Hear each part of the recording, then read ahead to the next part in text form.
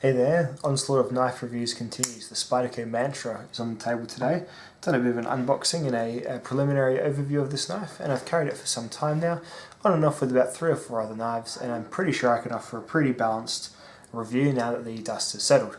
So the Spyderco Mantra is a flipper knife, the first of the all-titanium flippers from Spyderco. 2 of them came out at once, the Mantra 1, which had the spider hole, and the Mantra 2, which went straight from there to there, a bit of a lighter, slimmer blade. Both are fully flat ground. And this one in particular is very reminiscent of the Spyderco Delica. In fact, it is almost the same as the Delica, except it has a flipper and a sharp tip and a slightly longer blade, so perhaps a 3 or 4 millimeter longer blade, if that. And this is a really nice knife. I'll just go over the facts, then I'll tell you what I like and what I don't like about the knife. So this knife is 186 millimeters overall, 7.34 inches. The blade, 3.2 inches. When you compare that to, say, the Benchmade 940s, 3.4 inches, it ends up being about a finger width shorter than the Benchmade 940. When you compare it to, say, an Ontario Rat 1, it is a fair bit smaller than that. That's quite a big outdoor focus folder though. And of course, when you compare it to a Victorinox standard length Spartan type knife, it is a little bit longer than that. So this weighs 3 ounces. So it is about, it's actually a little bit heavier than the Benchmade 940, I believe. No, it's not. It's a little bit lighter. A little bit lighter than the Benchmade 940.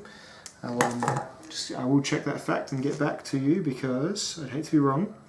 So the Benchmade 940 is, yeah, it's a little bit heavier than the Benchmade 940, about 0.1 ounces heavier. It's a flipper knife and it runs M4 steel, which is fully flat ground. And since I have used this knife a fair bit, the M4 has held up very well. It has marked a little bit and tarnished a little bit, but not rust marked. Just the surface changes colour a little tiny bit when you use it on anything that's not just plain paper.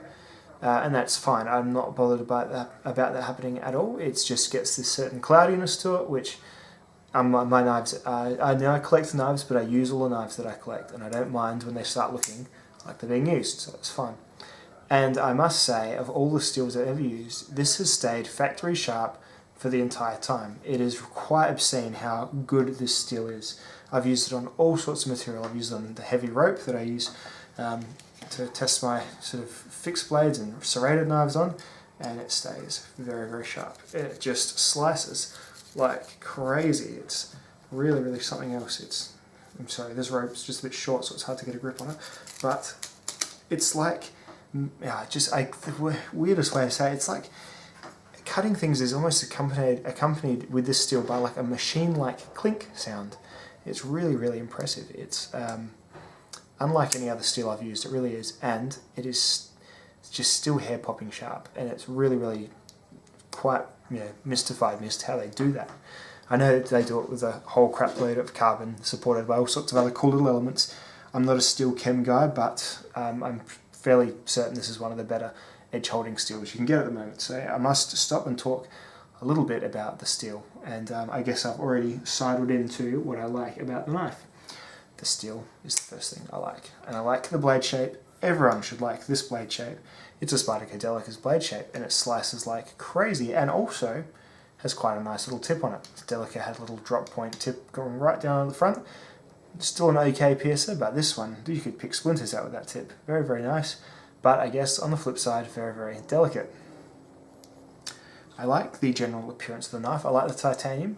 I'm not a huge titanium frame lock guy. I'm very open to knives having all sorts of different handles and locks and all that sort of thing, but it's definitely something. It's nice to have at least one in your collection, I believe. And I think it's nice. It's not a blingy titanium frame lock, which is what I like about it. The really blingy ones I'd probably be scared to use. It's just got a standard Spyderco utilitarian pocket clip. It's the nice strong Spyderco pocket clip. There was a weak one getting around for a while. I think they had it on the first gen of Technos, but this is a nice strong one. The titanium gets a real nice kind of pocket worn patina to it. You see those little marks? I really like that aspect of titanium as well. and this is just in its raw form.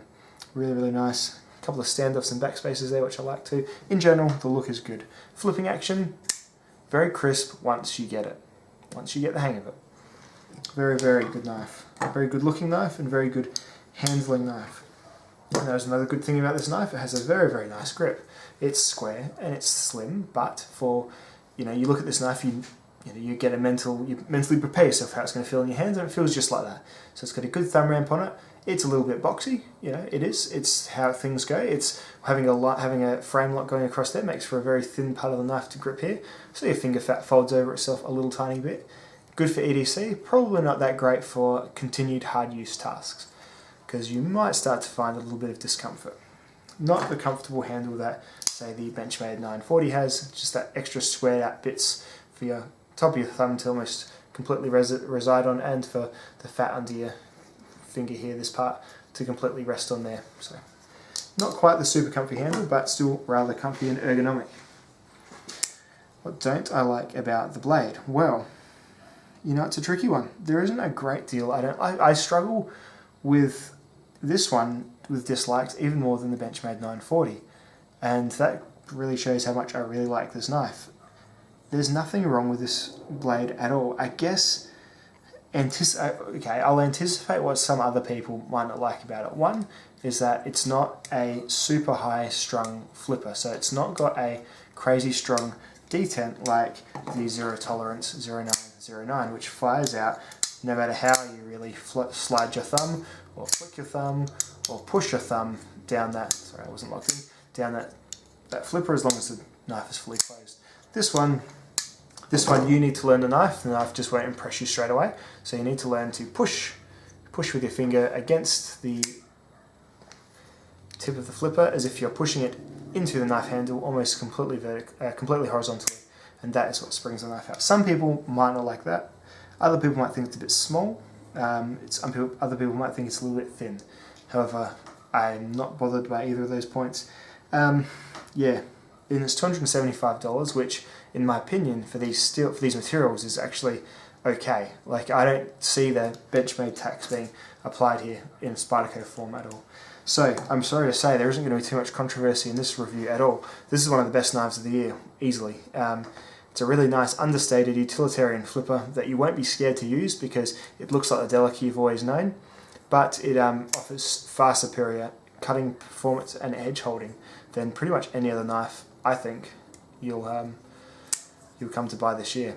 The only problem is that if you use it for a long time, you might find that there are more comfortable knives to handle. However, that is the most I can manage in terms of criticism for this knife at all. Spyderco Mantra, I really suggest looking into it.